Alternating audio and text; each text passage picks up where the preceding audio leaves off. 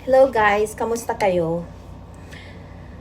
Ngayon guys, papakita ko sa inyo kung ano yung nabili ko sa Hobby Lobby nitong nakaraang week.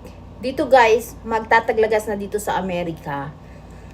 Ang mga store dito guys sa Amerika kapag magtataglagas na, yun din ang mga panindan nila. Halimbawa, Christmas, mga pang Christmas. Halimbawa, mag-autumn, mga autumn din yung nasa tindahan nila, yung mga items nila. Ang gaganda.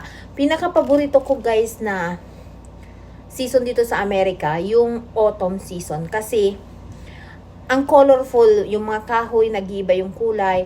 Tapos yung mga tindahan, mga stores, mga mall, ganun din yung mga paninda nila at mga item nila. Kasi nagde-decorate sila ng bahay sa bawat okasyon dito.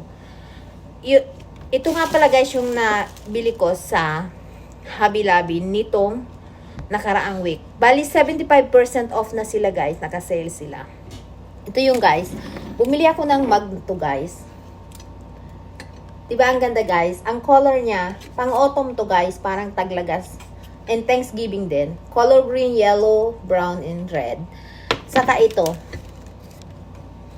Dalawa binili ko kasi ipapadala ko sa nanay ko yung isa nito kasi mahilig din siya sa mga ganito. Ang ganda nito guys, colorful siya.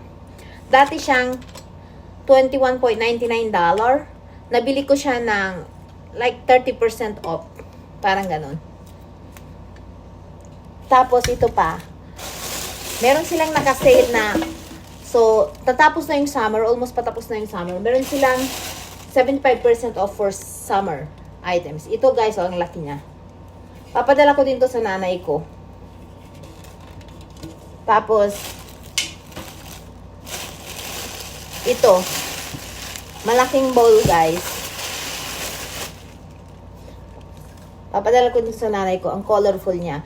Nabili ko to ng 75% off. Ang dati niyang price, $14.99. At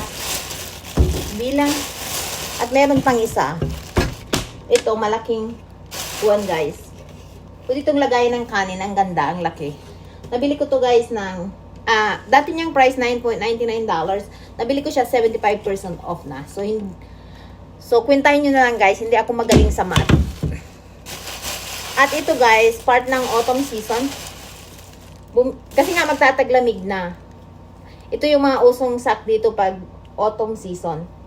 Kasi magti-Thanksgiving guys, parang may turkey siya, color orange sack. Tapos pumpkin sack. Pag magtataglamig kasi dito guys, sobrang lamig talaga dito sa Amerika. Kaya kailangan ang medyas talagang makapal. Yun lang.